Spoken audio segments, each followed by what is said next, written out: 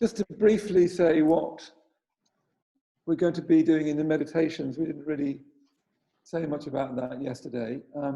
Jnanavaca and I had quite a lot of discussion about what would be the best approach to the meditation. So for a while we were thinking we'd explore the whole system of practice and do meditations that sort of, at least from one perspective, and again, this isn't to be taken literally, kind of epitomise the myths, although the more we looked at that, I felt at least, and I think Jnanavaca did, is that the idea of a practice epitomising a myth, I find problematic, because, for instance, sadhana epitomises spiritual self-surrender, but actually how I learnt it was very much self-development. So it depends on how you learn these things. So we decided not to do that. So what we thought we'd do, and I see how you feel about this. Well, you can feel how you like about it, but that's what we're going to do. We're going to explore the lakshanas in meditation. We're going to, first of all, today explore samadhi. And Jnanavaca and I are assuming that you know everything there is to know about samadhi. So we're only going to spend today on samadhi. And then we're going to have 2 days on each of the lakshanas, and then a day on sadhana, I think. Anyway, we're going to explore the lakshanas in meditation. I should never risk numbers of any kind. So we're going to have time to explore the lakshanas in meditation.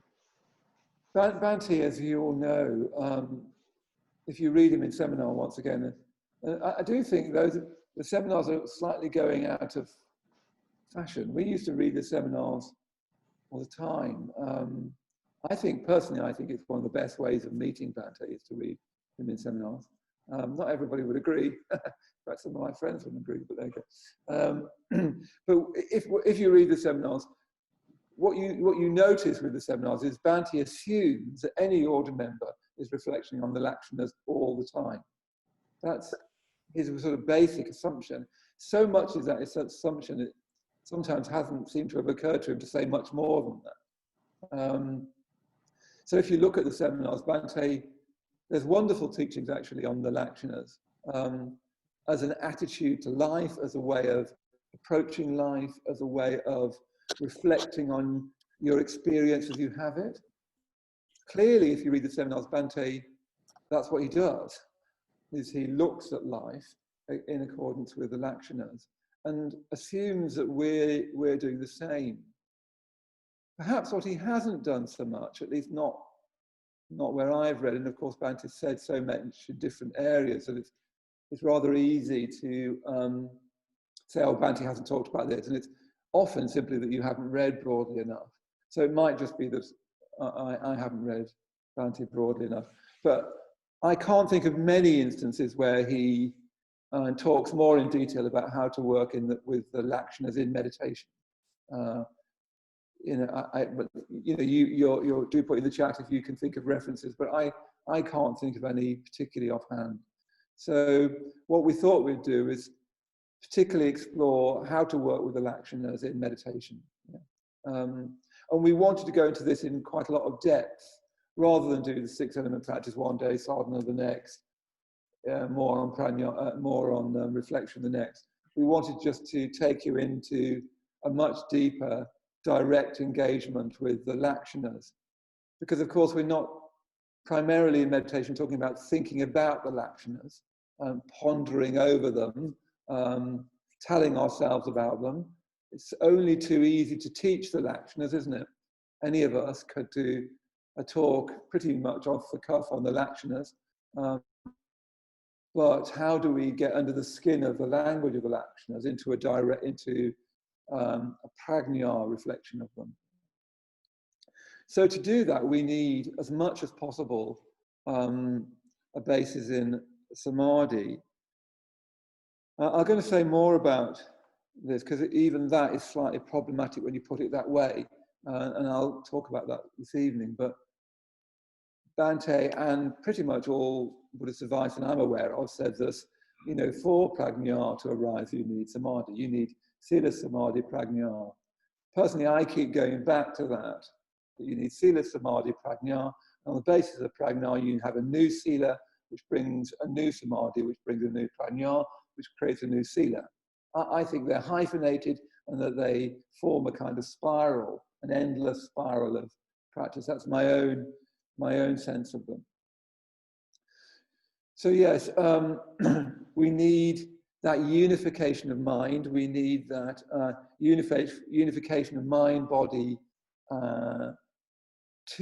as a basis for any kind of prajna reflection, really. There needs to be, as far as possible, and I'll bring in the caveats this evening, a real sense of unity, wholeness, well-being, ease. Yeah?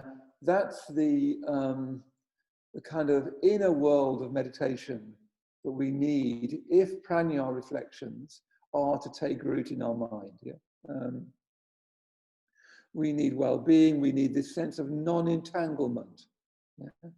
I think that's very important, a sense of non-entanglement with propuncture, with mental proliferation, with worries, anxieties, plans, remembrances, arguments. Yeah? As far as possible, we need a sense of non-entanglement, well-being, refinement of consciousness. Bhante's talked about that again and again, that we need that refinement of consciousness, and he's given us all sorts of ways of doing that in and outside of meditation. But fundamentally what samadhi does is it softens up the mind. Yeah? It ripens the mind. Whether you approach samadhi through mindfulness of breathing or Maitreyabandhu practice or any other practice, what it's doing is it's softening up the mind, making the mind kind of juicy. So often our mind is, and of course remember that mind in Buddhism is, you know this, and we'll be saying a lot of things that you already know, but that's what we need, that's what I need. I need to say things I already know to remind me, and I need Jnanavaca to say things I already know, and then I probably need you to say something I already know. But so often our mind, remember mind is mind-heart in Buddhism. It's not, the word mind is, I think, slightly misleading. I think it's better almost to talk about our heart. I always come back to that thing that in King Lear, where Lear says, is there a cause in nature for these hard hearts? Yeah. Is there a cause in nature for these hard hearts? I think for most of us, that's the real issue of samadhi, is a kind of hardening, hard-heartedness. I don't mean that the solution to that is sentimentality or softness, but I do mean this samadhi, which has this enriching, softening, sort of turning over the soil of the heart and the mind, yeah?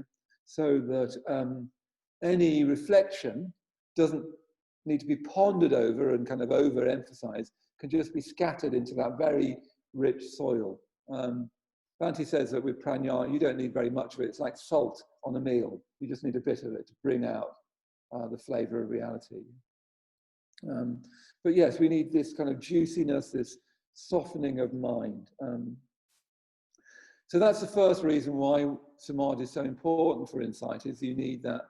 You need the soil of your mind, your psyche, your soul, even if whatever poetic language you want to use, you need that turned over and enriched by samadhi. And of course, a lot of that is to do with sila, because samadhi arises on dependence on sila, as we all know.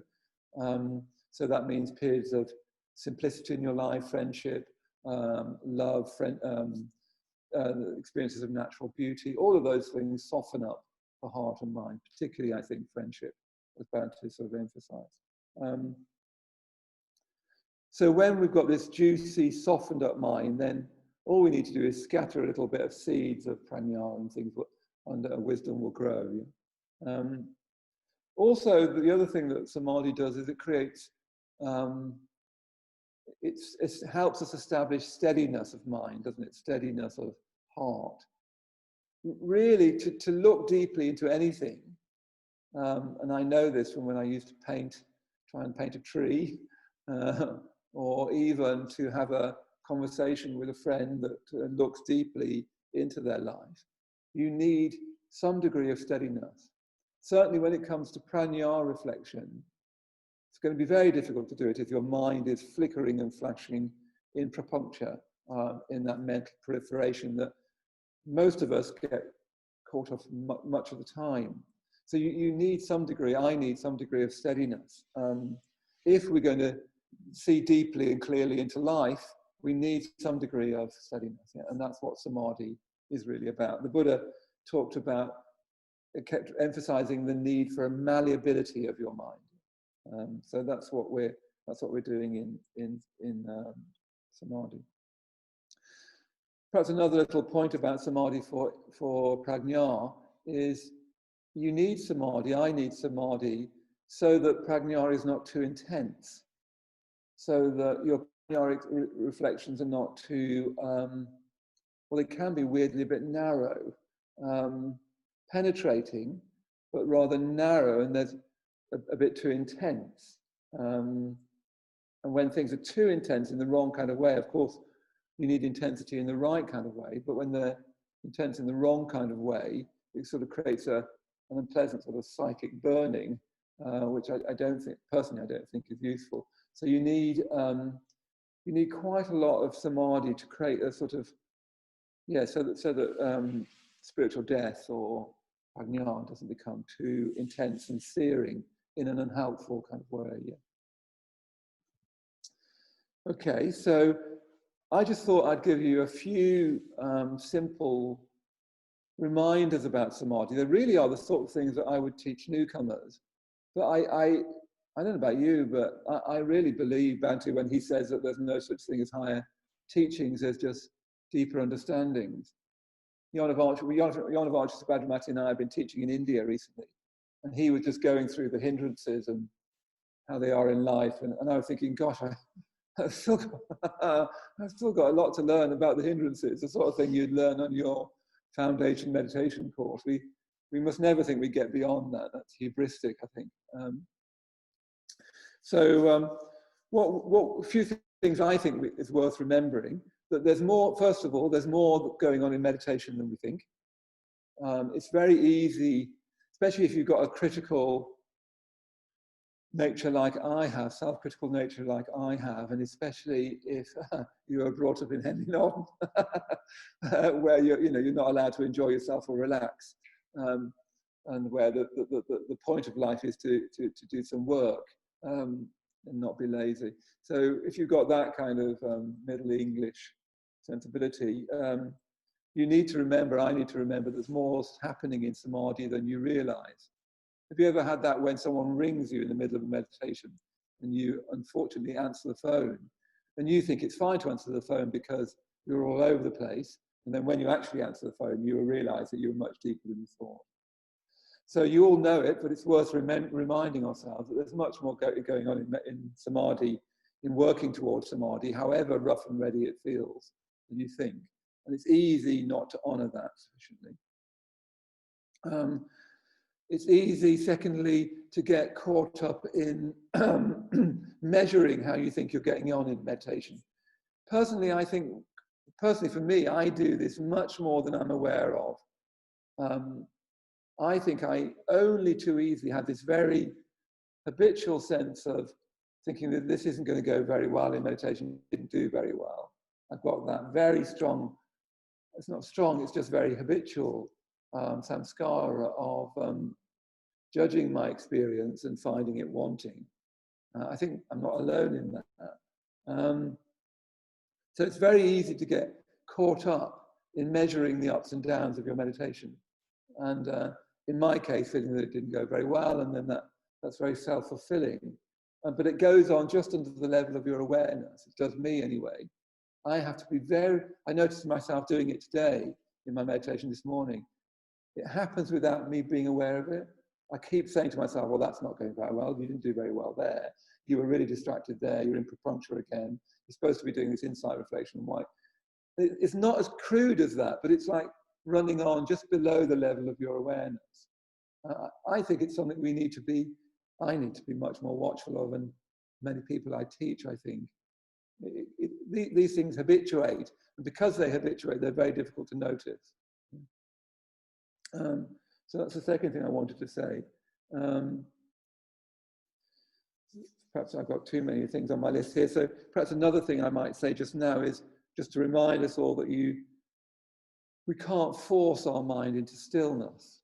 You know, simple point, something that you would have told people on your first meditation course that you taught. You can't force your mind into stillness.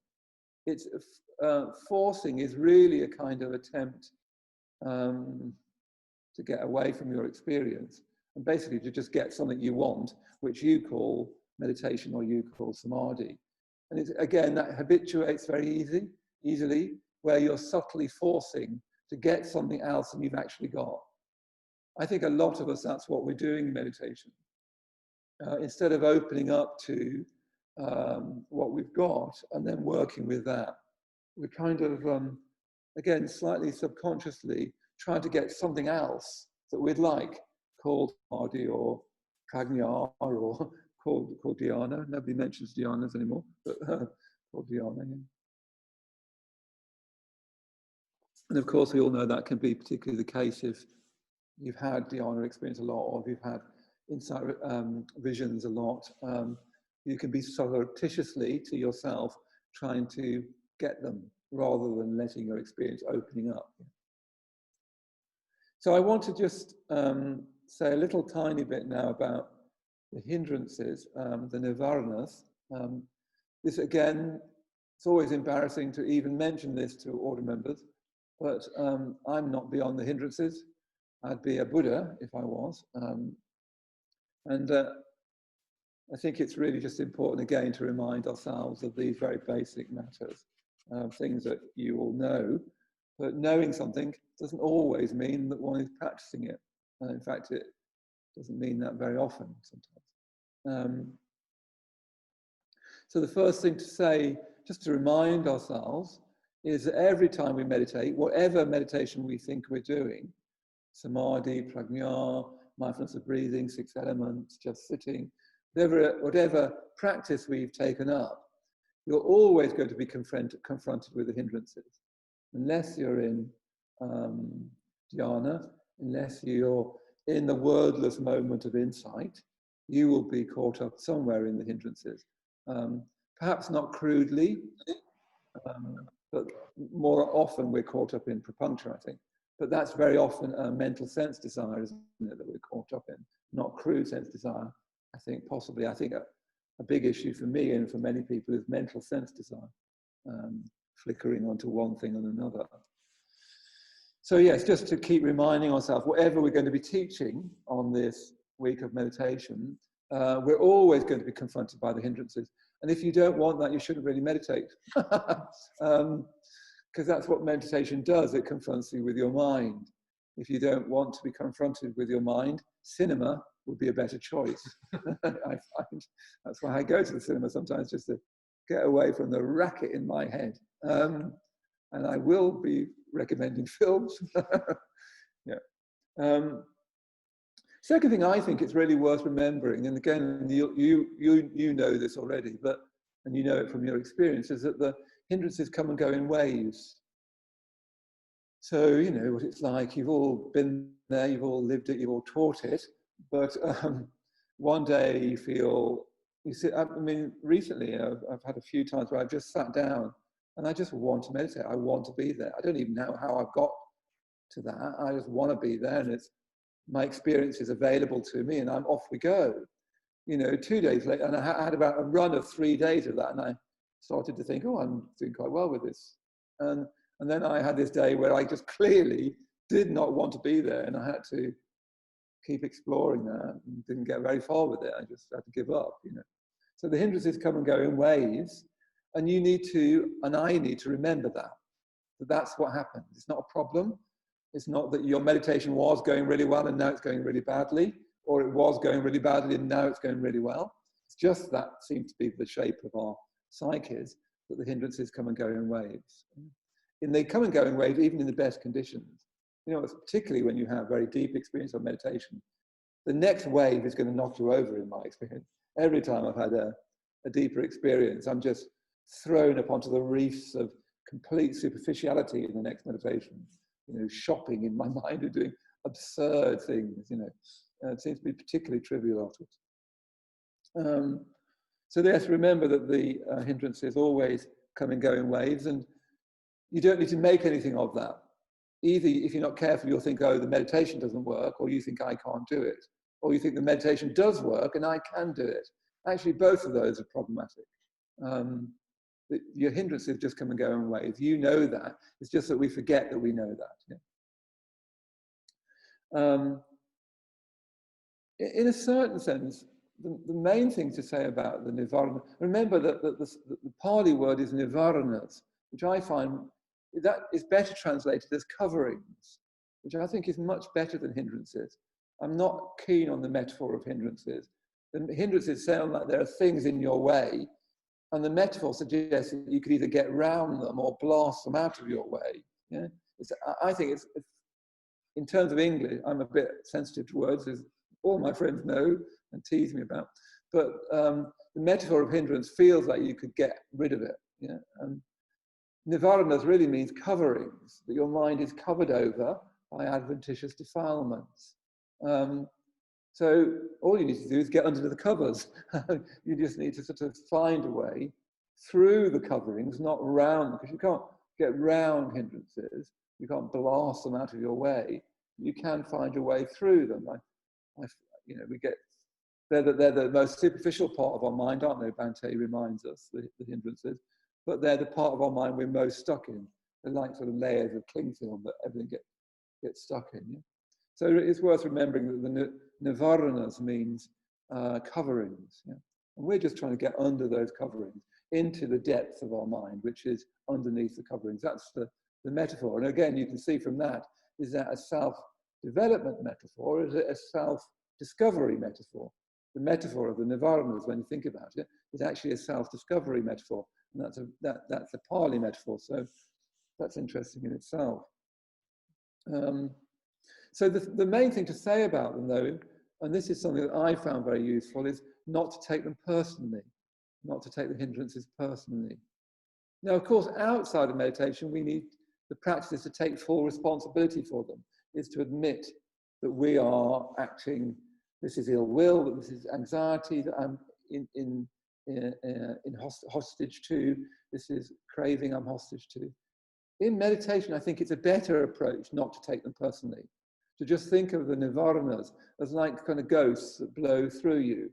After all, the nivaranas are infectious, aren't they? Anxiety can spread through a group very easily. Ill will can spread throughout a whole culture, can't it? It's like a ghost that can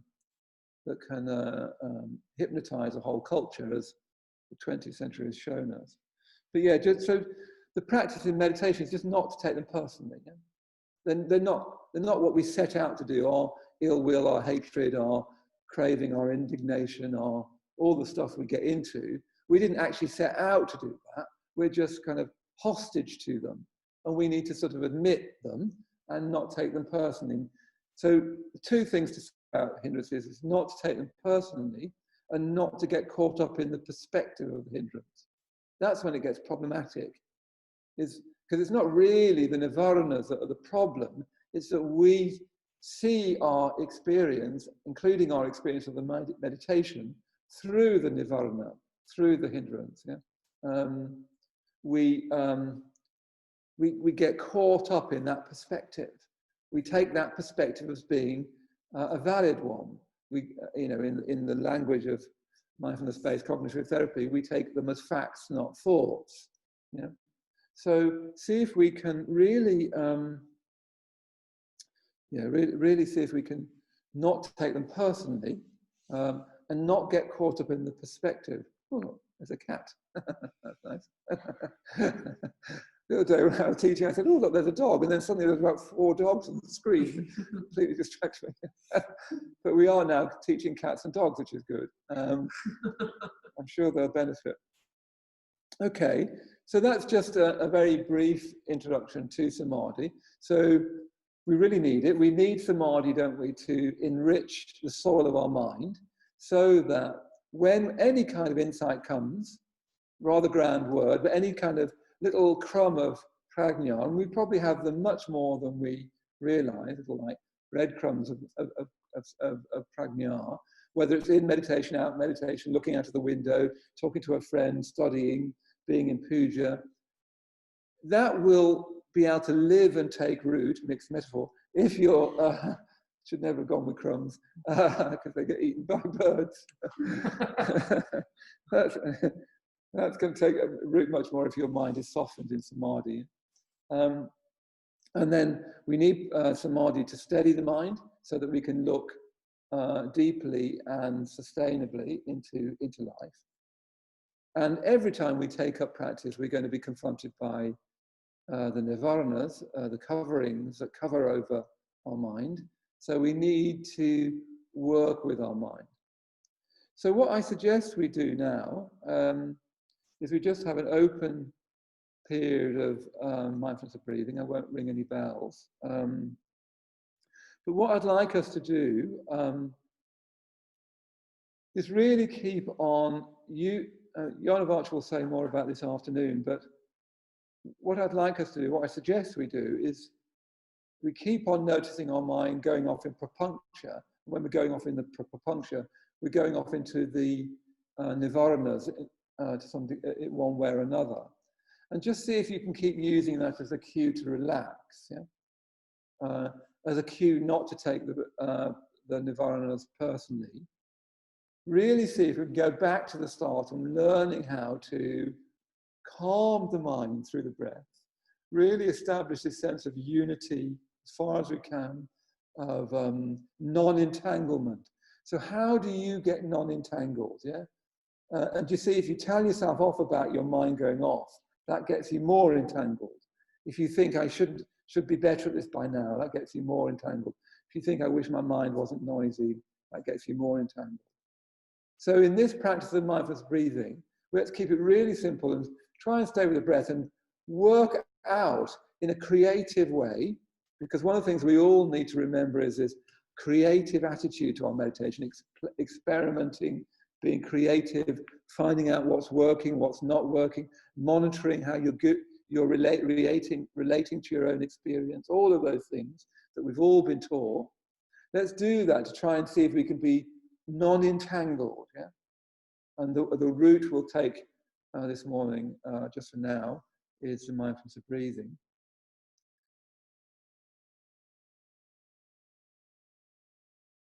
Yeah, so we thought this would be a good time for questions, partly because it means that those of you in Australasia can be up for this, otherwise you'd be having to record it. So it's a chance to ask questions about what we're exploring in meditation, but also ask questions about the talks that we'll be giving in the evening.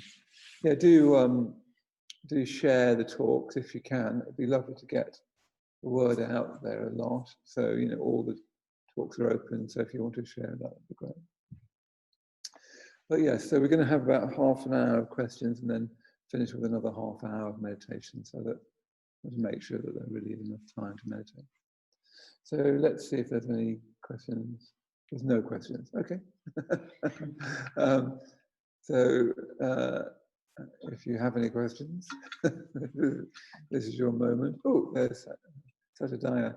Let's actually hear you. Can we unmute him? Yeah, great. Is that okay? Can I speak? Yeah, that's fine. Yeah. Great. Okay, I can speak. Yeah, my question is about. I'm kind of familiar with this idea of immanence and development, or whether we're moving towards enlightenment from within or from without. But I think I didn't quite link those concepts to nihilism and eternalism, which I think Jnanavaca, you were making reference to yesterday. I wonder if you could help me by saying a bit more about that or clarifying that. Yeah, thanks, Satyadaya. Yeah, we will sort of be unpacking more of that with each evening. Very, very briefly, I guess, Subhuti, what he says is that, look, self-development can lead to a strengthening of egotism, and in that sense, a strengthening of eternalism. Does that make sense? Does that self-surrender can also lead to eternalism in that, you know, the Buddha or the Bodhisattva, the deity, the Yidam, is literalized as external to oneself and really existing. And that, of course, is eternalistic as well. You know, a great deal of the theistic religions will advocate self-surrender, for example, and all sorts of unfortunate consequences can follow from that. With self-discovery and emergence, there can be a tendency towards nihilism. You know, if we look within and find no fixed separate me, if we're not careful, that can lead us into, well, then there's nothing there in me or in the world. It can, self-discovery, I guess, can also lead to a sense that the only reality is within, and then, well, what's within? There's there's nothing, you know, fixed and solid, substantial to be found. So you can see the nihilistic kind of trend there. They're the kind of ways that the myths will tend, I guess. Probably real life's more complicated than that, but you can see the sort of the theory. Oh, we've moved Satyadaya to my top right. I haven't. I'm sitting in the same place. That's very helpful. So thank you for that. Yeah, good. Good. So yeah, let's see if there's any other questions from last night, or it might be a bit early on for questions yet. Let's see what you think.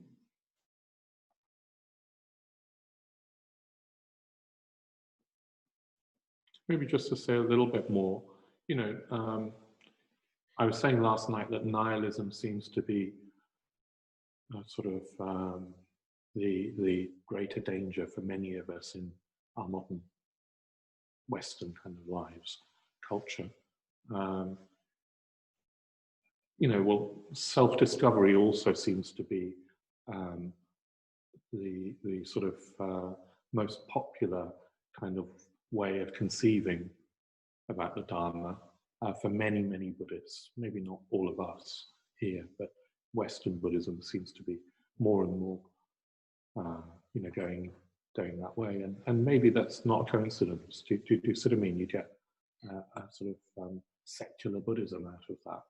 And what do you discover? You discover that there's no real fixed. But actually, you know, most psychologists or psychiatrists or neuroscientists would also say that there's no real fixed self. You know, that self is a construct. But you can discover that and be thoroughly secular. You know, in the sense of there's nothing beyond that. Does that make sense?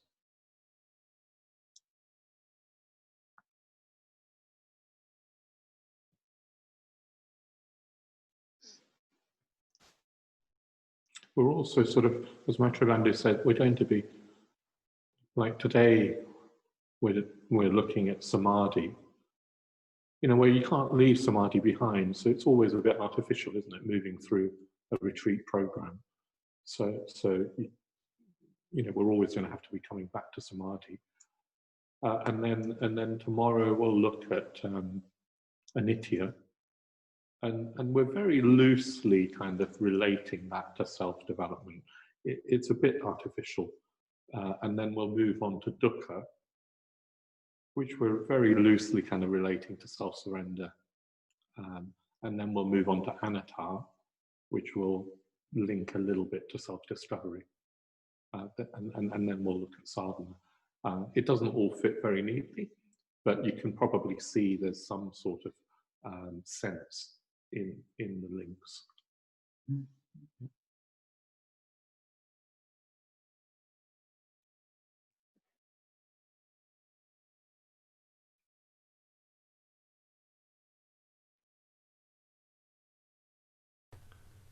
So, ask a question? Rebirth. So yeah, if you. Well, there was somebody else. I don't know who that was. May I ask a question? Yes, of course. Oh yes. Sorry, Might need to speak up, Shanticated. Yeah. Right, related to Jnanavaca's talk yesterday. You were talking about the fact that the Pali Canon is set in the context of a universal belief in rebirth. And if I heard you right, you went on to say something like,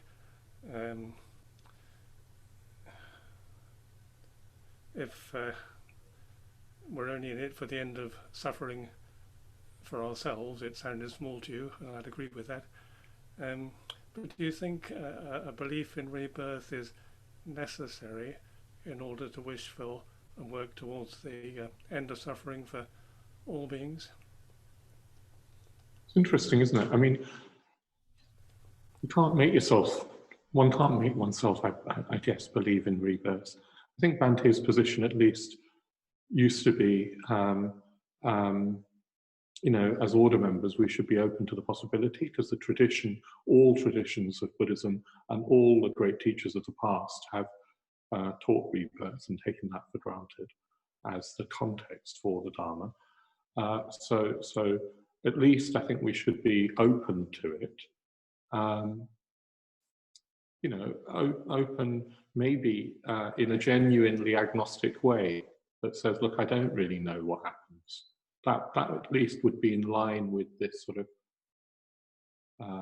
well, genuine kind of Buddhist skepticism.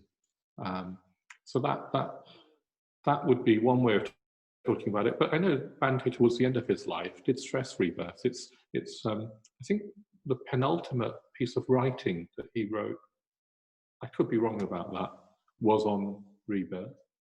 And to my mind, and I guess I've not had trouble believing in rebirth, but to my mind, if we don't believe in rebirth, then we do change the nature of what enlightenment is. I think Bante in that paper says, look, if you are talking about early Buddhism and an Arhant ideal, the tradition still assumes, with the fetters model, that there are lifetimes that you can, that it can take to reach enlightenment.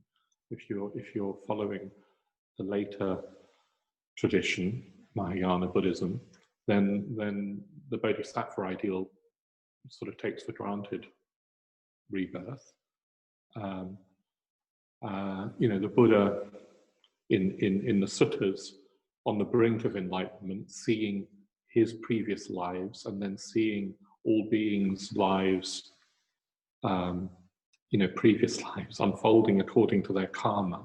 That feels, that seems to me part of his enlightenment vision.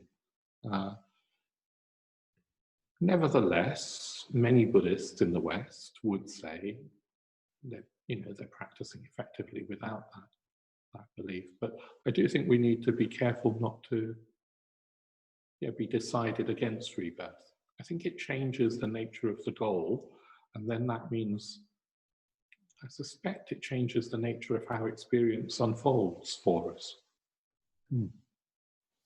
I don't think it's an abstract thing. The goal that we have, the myth that we have, let's say, does seem to, I think, condition to some degree or not how prajna unfolds for us. Let's put it that way. Could I say something about that? Yeah. Who said that? Sorry. Oh, yeah. Prasada Bhatri, yeah. Prasada Bhatri. Hello. Yeah. Hello, everybody.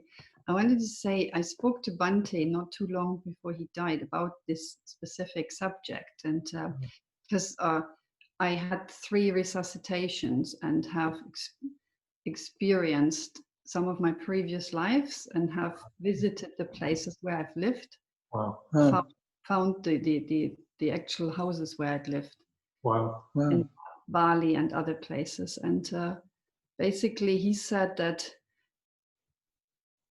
in order for full enlightenment, it's important to stay open, like you said, to the idea of rebirth.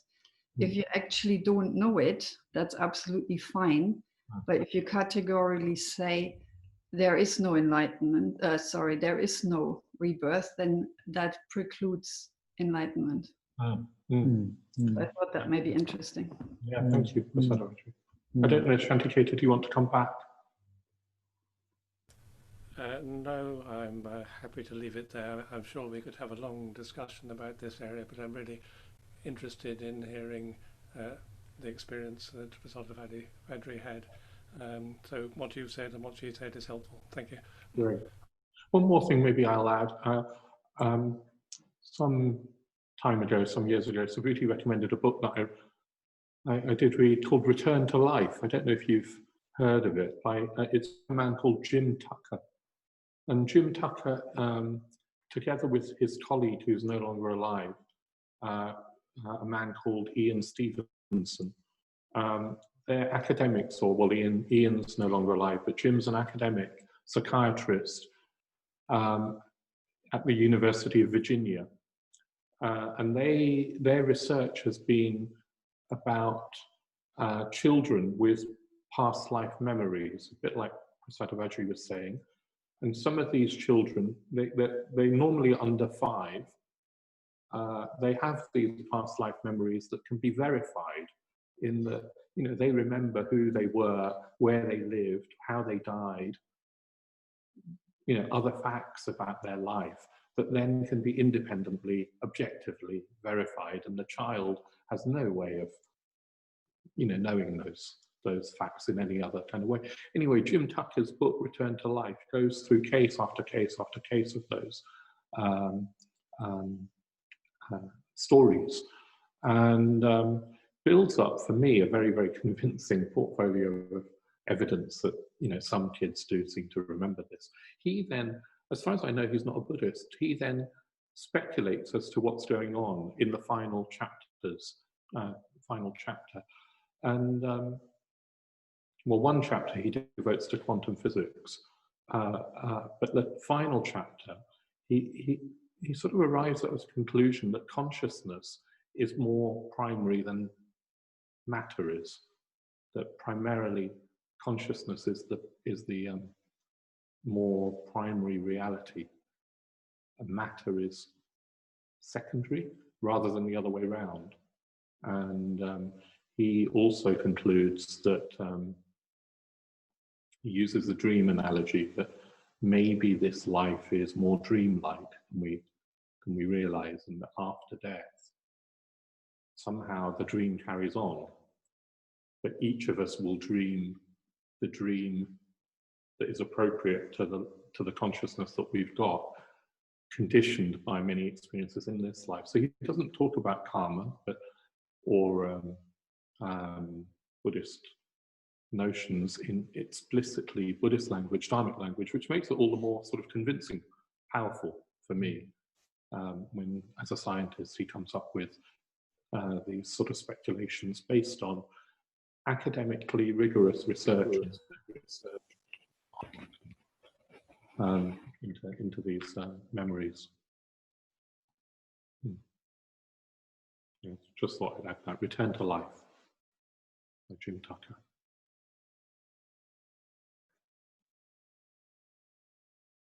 Vilasini is trying to speak. Vilasini, are you there? Can you hear me? We can hear you, Vilasini, yes. Okay, fine. Can I just suggest another possible way of looking at this Yes. whole subject? Because I've recently had an experience of, when speculating on dying, of realizing that life can't die. Life just flows and has for, well, since the beginning maybe of time, who knows. But I had this very powerful feeling of connection to a fossil that I was holding that was 420 million years old. It was before there was life on Earth. It's a fish. And I thought, well, the life in this fish is the life in me now. And it has flowed in all these different forms. And when my form dies, it will flow. And I've had quite a few meditation experiences of becoming an animal, a bat, a polar bear, a turtle, 5 times a turtle. Don't know why, and I am utterly convinced I am that animal doing the visualization. So it just sort of loosens my whole thing of reliving, you know. Shall I relive my ego? I think it's going to go with my form. I don't think it's going to pop up again somewhere. But somehow my life will. So that's just a different, slightly different approach. Very interesting. Yeah, thank you, Vlasny. Very interesting. Virya City has a question. Hello, Virya City. Where's Virya City? Speak, Virya City. Can you sometimes speak? Yeah, and thanks for your talk last night. I enjoyed that. I mean, I'm just sort of interested in the sort of purpose of the retreat in a way, in terms of, it's a bit like the discussion on rebirth. In a way, your beliefs are your beliefs, and you can say whatever you want, can't you? And maybe your myths are your myths, aren't they? And it's sort of like, we're not criterion one myth against another, are we? I mean, we're unlikely to be able to change our myth from one myth to another. Maybe we can slowly through time. But so what are we trying to do here? We're just sort of bringing out our kind of myths or our views, are we? Or because there's a sort of, maybe I'm wrong, when you start talking about nihilism and internalism, and you know, you're sort of critiquing them a little bit. Maybe saying one's better than the other. It slightly skips forward what we're trying to do, but I don't think we're trying to say one's better than the other. I think we're trying to say that, look, all of these myths are valid, and you're right, Virya City, that some individually we're going to be drawn to one or more, you know, more than another person. Also, maybe culturally people are drawn to one myth more than another. And Subhuti's point is that they all have their pros and cons. They all have of that. So part of the purpose of the retreat is to, let's become maybe a bit more conscious about what are we drawn to and how are we practicing. I was indicating last night that we might be drawn to more than one myth in different areas of our life. We might meditate according to one myth and work according to another, if you see what I mean. We might also find that, as you were implying, Virya City, that over time things change. We're not trying to say, look, one's better than another. We're just trying to say there are pros and cons to all of them, each of them, and they tend to compensate for each other. That's what we're going to be looking at and exploring. And how does that relate? How does that relate to our lives, but also particularly maybe to our conception of prajna? Partly the value of seeing the myths as myths, as models, as only relatively true, is to not, last night we made a big thing about trying to avoid literalism. Part of the premise is that, look, all of these are only relative truths. Do you see what I mean? They're models, and they each have their pros and cons, and reality is beyond all of them. Yeah. Does that help, Virya City? So there will be a critique, but also an appreciation of each of them. Mm. Okay, yeah, no, thank you. Yeah, good. Sangjit would like to ask a question about Arhants. Sangjit, you're in the car. You can't be asking questions in the car, Sangjit. Well, you can. I'm in terrible traffic. I'm hardly moving. Yeah, well, I hope you weren't meditating in the traffic. Are you feeling a vibe running through the car? I turned it off for the meditation because I didn't want to crash, but I'm back. That's good. There is a health and safety element to this retreat, which we can't ignore. It's not all COVID. Anyway, carry on. Do ask your question, Sangjit. So long as you're in a safe part of the traffic jam. Yeah, no, I'm safe. This thing about Arhants, because you mentioned it, and I don't really know exactly sort of what they are, what they represent, but I do sort of sometimes get a bit of inspiration from them, particularly when you know, like at Padmaloka, they've got some images of Arhants looking up, and you got these like knobbly-headed characters, and they're sort of like they've got so much life in them or something, but I don't know really what they represent. They sort of get skipped over quite quickly, like. But I do think there's inspiration in them as well, and I actually had this funny experience when I was sitting with Bante's body after he died, looking at his body. I just thought his whole shape was very I think he's got a huge nose, and his head seemed kind of big, and you know there did seem to be some sort of extra level of life that he'd gone through or something. You could really see it and feel it when you were sitting with his body after he died. So that sort of stayed with me sort of somehow in relation to the Arahant, but I don't really have it very well formed in my mind about what it is or, you know, where it fits, but I just wondered what you guys thought about that. I mean, Bante's approach is that the Bodhisattva is what the mind looks like outside of time, and the Arahant is what the person looks like in time. That's what he said, isn't it? That he uses all of these forms non-technically, so he doesn't decry the Arahant's attainment, if that's the right word, but he thinks of the Arahant as that's how it actually looks like in time, and Manjughosha or Tara is how their mind looks like. The same enlightened individual. One looks through the lens of history, and one looks through the lens of enlightenment itself. So I really rather like that. I find that much more appealing than a kind of technical sense of Arahant, and because so much of the later criticisms of Arahants is really a polemic, really, and I would imagine creates lots of misunderstanding. But I like Bante's vision about them. I mean, it'd be nice to be less knobbly, but there you go. You get on. So I think they are inspiration. Vimoksha, let's hear from you as well. Keep driving safely, Sangjit.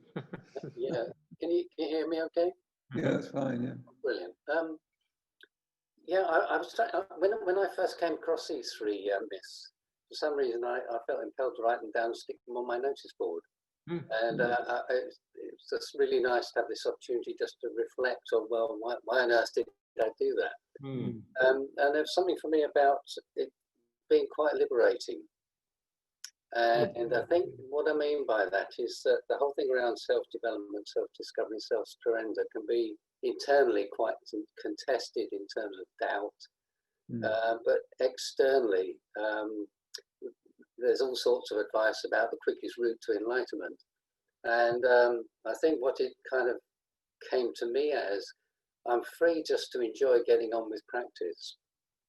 And I know enough about my practice now that if I just keep going with it, like for example, the prostration practice, at some point my being just knows when to, in a sense, integrate it. Yeah. So it's just such a wonderful thing for me to have come across, actually. That's what I wanted to say. Yeah, thank you. I think for me,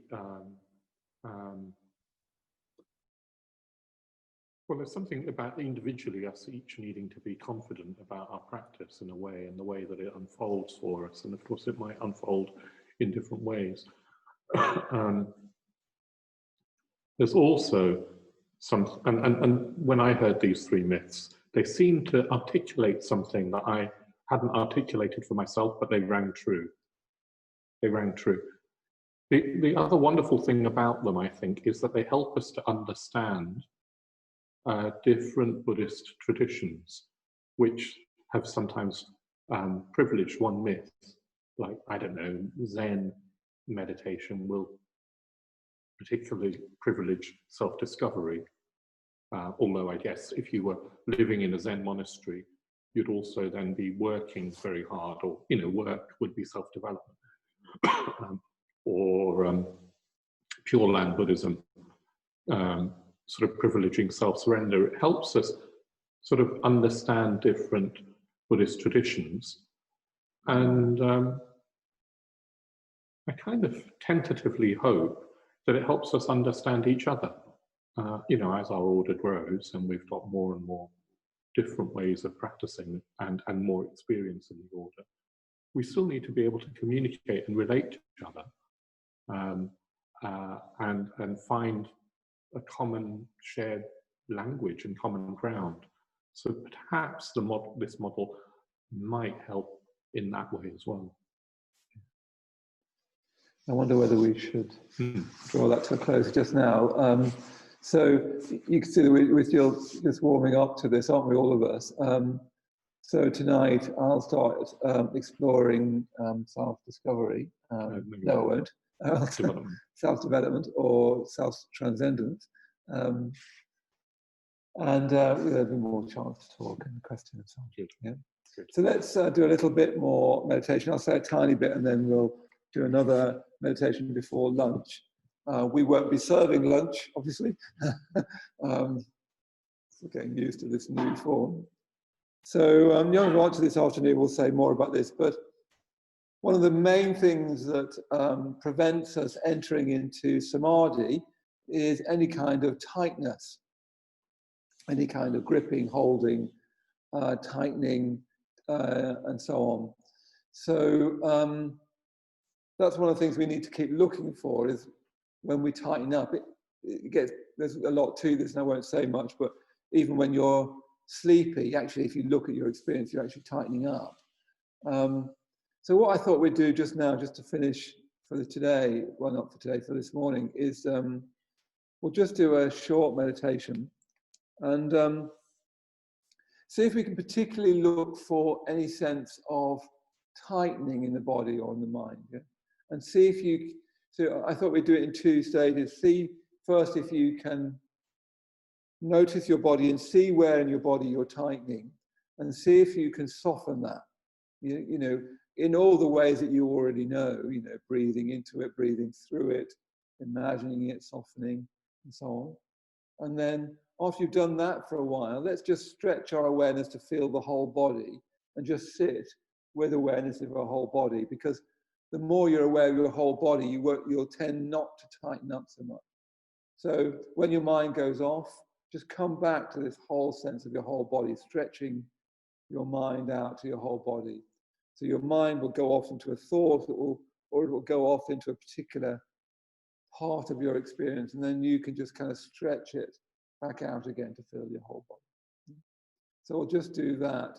Again, as another little reminder about Samadhi, that one of the main things that blocks Samadhi is tightening, tensing, constricting, and so on. And we'll carry on exploring that this afternoon.